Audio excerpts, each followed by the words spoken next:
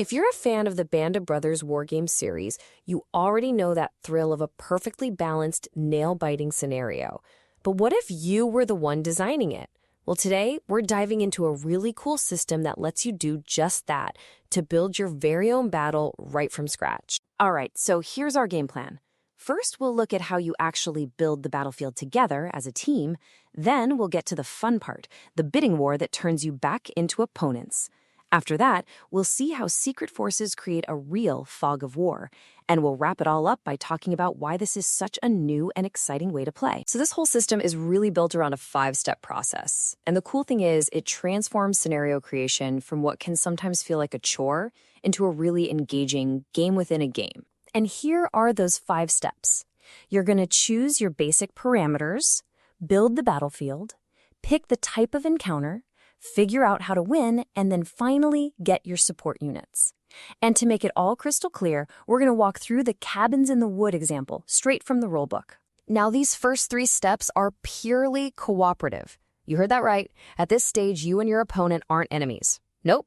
You're co-designers, you're partners, working side by side to create a tactical puzzle that's both interesting and hopefully fair. Okay, step 1 is as simple as it gets. You both just agree on the basics. Which game are we using? In this case, Screaming Eagles. What's the historical setting? 1944. You're just getting on the same page, setting the stage for everything to come. In step 2, you literally build the world together. You pick out the maps, arrange them just so. Here they've made a medium-sized battlefield. And you even agree on where the American and German forces are going to start. And remember, this is all a joint effort. It's a shared creation. For step 3, our players decide this is going to be a siege mission. They look at the chart for a medium map, agree on a certain troop density, and that gives them their budgets. 90 battle points for whoever attacks and 50 for whoever defends. So what exactly are these battle points, or BP? Think of them like cash. It's the currency you use to build your army. You'll spend it on your core squads and platoons, and later you'll use it for those game-changing support assets. And you know, this is where it gets really wild. The players spend that budget together. They're literally buying forces for both sides. So they agree on a U.S. force of 3 glider platoons for the attacker and a German force of 2 platoons for the defender. And to wrap up the cooperative phase, they set a crystal clear objective. The attacker has to capture those 2 cabins.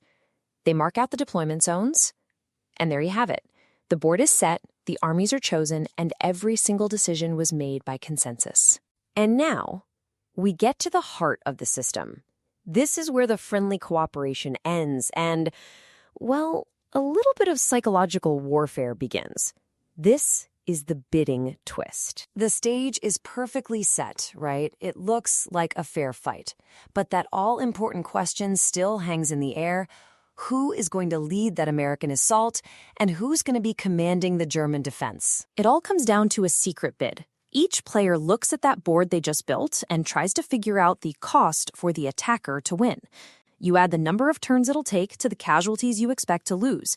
So player A here is feeling pretty confident. They think, I can do this in 7 turns with 3 VPs of losses. That's a bid of 11.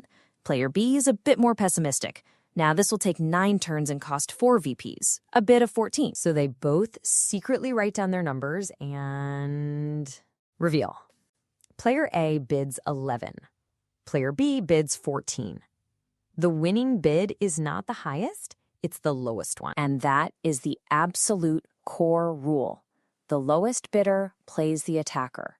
The person who is most confident, who thought the attacker had the easiest job, now they have to prove it. So player A, with that optimistic bid of 11, now commands the Americans. But wait, it gets even better. That winning bid of 11 isn't just a number to get a side. It has now become the official victory condition for the whole game. For player A to win, she has to capture those cabins with a combined score of turns plus casualties that is less than 11. All player B has to do is push her score over 11, and he wins as the defender. It's brilliant! As the designer themselves puts it, the system puts the responsibility for setting the victory conditions squarely on the player's shoulders. Your own private calculation of how hard the battle is suddenly becomes the public benchmark for victory. It's just an incredibly elegant way to solve that age-old problem of game balance. All right, with the sides chosen and the stakes set high, we move on to the final step. This is where we add that delicious fog of war with some secret force selection. So in step 5, both players take whatever battle points they have left over and secretly, privately, go shopping for support units. Is the defender going to buy some extra machine guns? Maybe some foxholes? Is the attacker bringing in mortars? You have no idea what your opponent has bought until it pops up on the battlefield. And here's what they bought. Player A, our attacker, beefed up her American force with more firepower and some extra command. Meanwhile, Player B, the defender, bought another squad, some machine guns, and, this is huge, 5 foxholes to really dig in. The armies are now fully customized and the real battle is ready to begin. You know, when you put all these steps together, it really does create a totally different kind of experience. The game stops being just about the fight itself. It's also about the design of that fight. So let's just quickly recap the big ideas here. First, that cooperative design forces you to make interesting, balanced scenarios because, hey, you might have to play either side. Second, the bidding system makes you think strategically from the absolute get-go. And third, that secret purchasing phase adds this amazing layer of uncertainty and replayability. So that's it, the design your own scenario system. It's a process that totally transforms the game and makes every single battle feel unique. Now that you've seen how it all works, there's really only one question left to ask.